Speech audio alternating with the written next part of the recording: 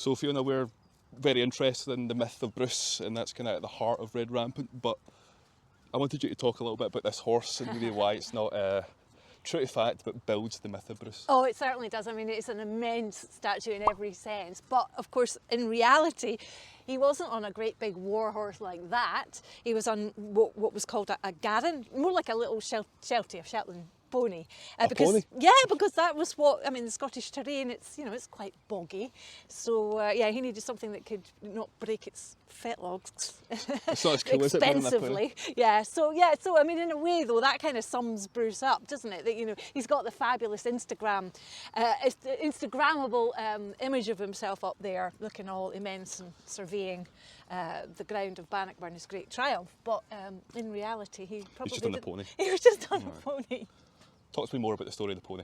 Oh yeah, well, I mean, the thing is, I mean, just because you were on a wee pony doesn't mean you couldn't take on a guy on a great war horse, which is exactly what Bruce did. Because on the first day, because Bannockburn's a 2-day battle, on the first day when the Scots are defending the route to Stirling and Stirling Castle in particular, the English army is coming from the southeast over there, and this knight, sees Bruce, probably had a little circlet on his head. He was obviously identifiable as the King of Scots and went for glory. He came charging towards him, and it's a kind of moment where Bruce presumably didn't quite know what to do. This is a great guy coming on, but you know, he can't turn and run. That would just not...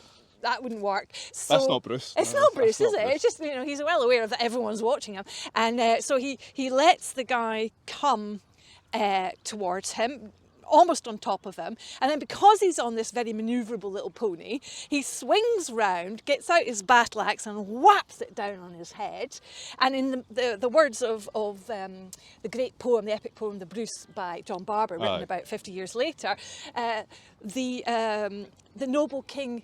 No, sorry. The noble king, see, even you're buying into it. I know, well, it was Barber that says, like, and so he, De Boon, missed the noble king. He missed him completely, and he also got his head staved in.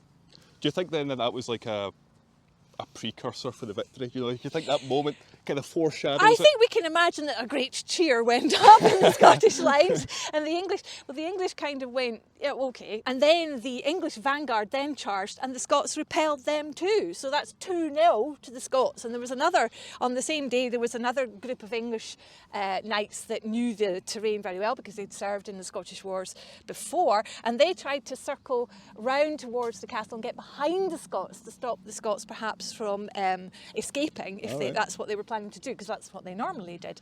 And they too were sent packing. So it was 3-0 to the Scots. 3-0 to the Scots is not an often scoreline. No.